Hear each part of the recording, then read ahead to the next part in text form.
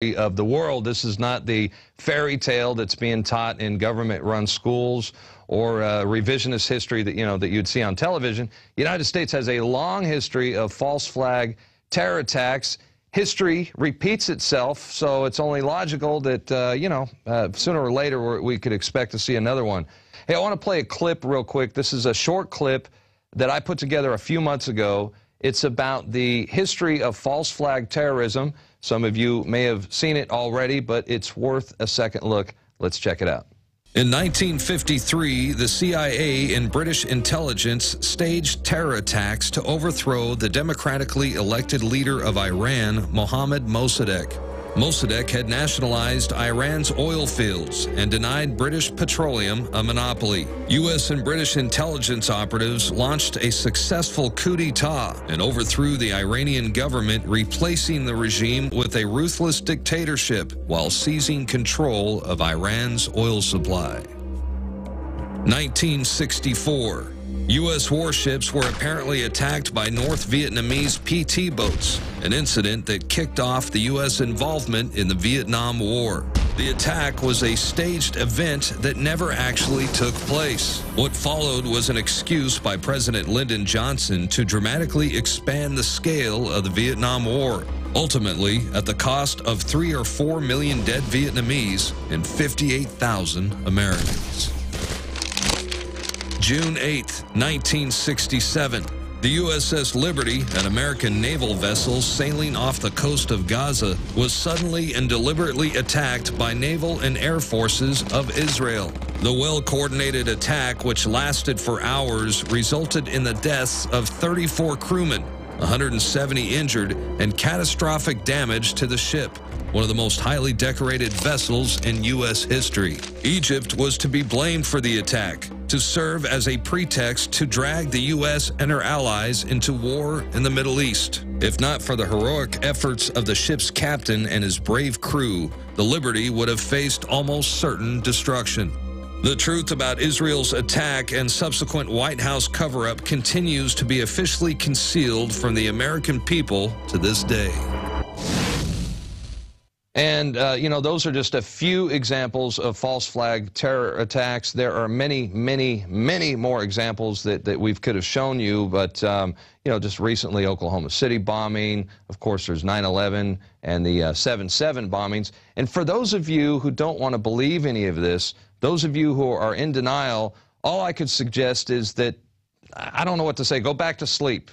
Change the channel, because if you want to live in the Matrix, so be it. Meanwhile, grown people are talking, and we're going to have a conversation about this because, this is information that needs to be talked about. It's about time, that we faced reality.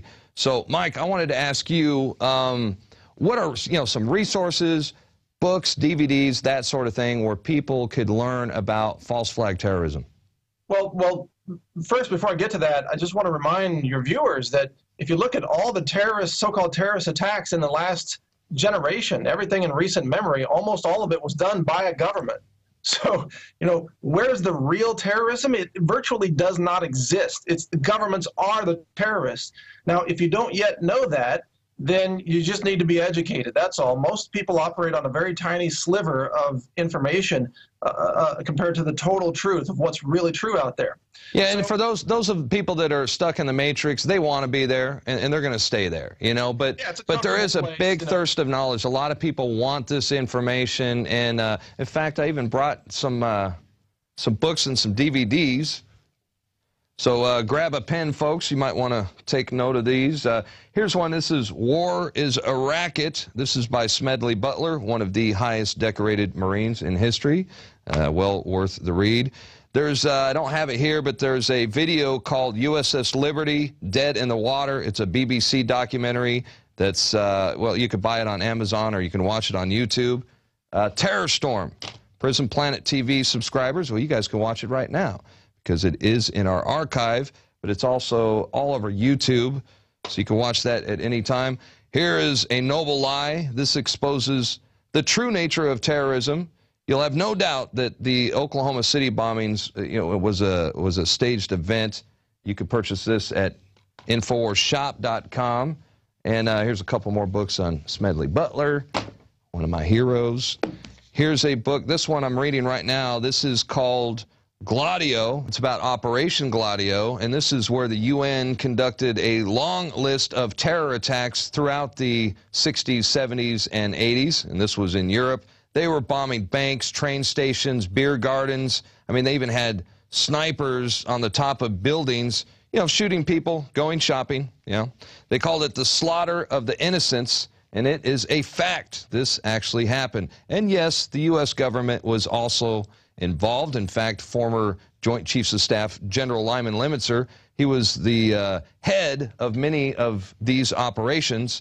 And, you know, the main goal for Operation Gladio was to stop any European country from having, they didn't want anybody to have any kind of relationship with the Soviet Union. So if they felt a nation was at risk of, let's say, leaning towards communism, they would launch guerrilla warfare on the streets, and then the UN would step in as its savior. They would install a ruthless dictator to maintain order.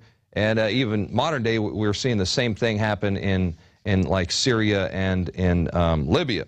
So, and I was just talking about Lyman Limitzer.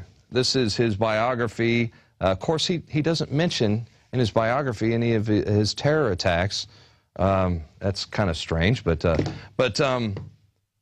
he is also the author of perhaps the most infamous false flag terror attack in history that never happened, and that is Operation Northwoods.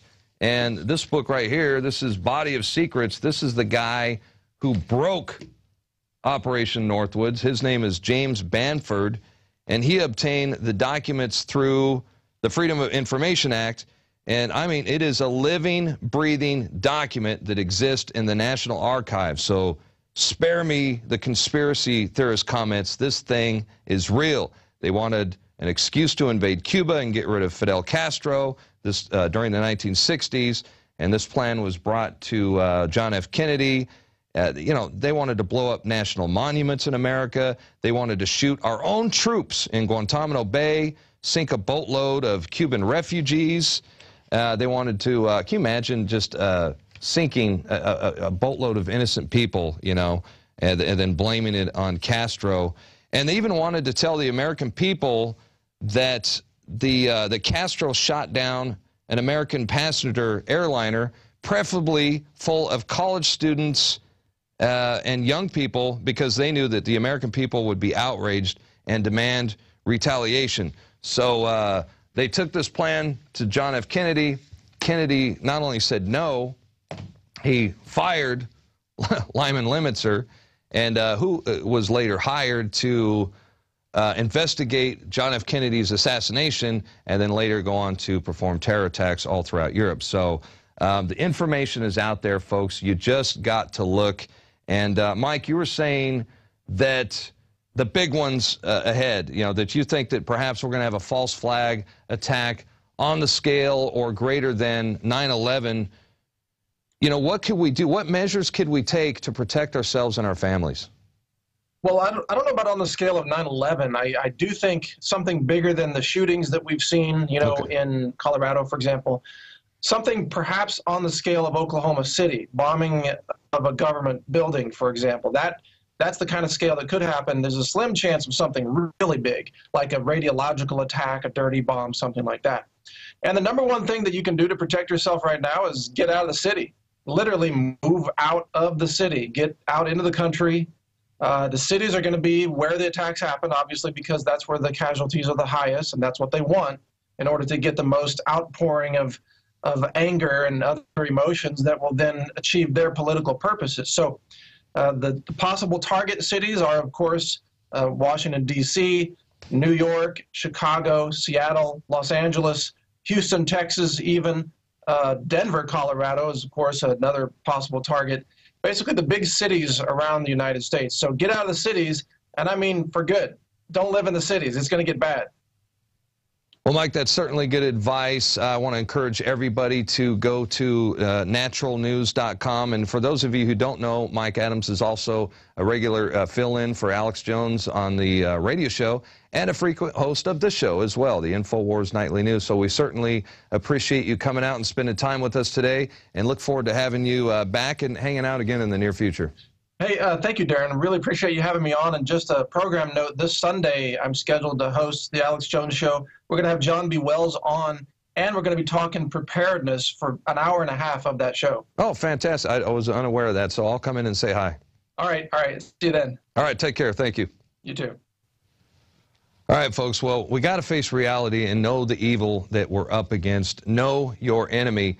And it's time to dig in and prepare to protect yourself, your family, and you know, in your country. And I tell you what the globalists fear the most. It's not the amount of weapons or arms that we have. It's not even the truth that we expose. And don't get me wrong, they hate when we expose the truth. But the thing that they fear above all else is love. Because when we love one another, we protect each other and we defend each other to the very end. And that scares them indeed. I'm Darren McBreen. That's going to do it for tonight's broadcast. The INFOWARS Nightly News will return, Lord willing, next Monday through Friday, 7 o'clock p.m. Central Time. Until then, have a blessed weekend. Fight the New World Order, and we'll see you back right here on Monday. Good night.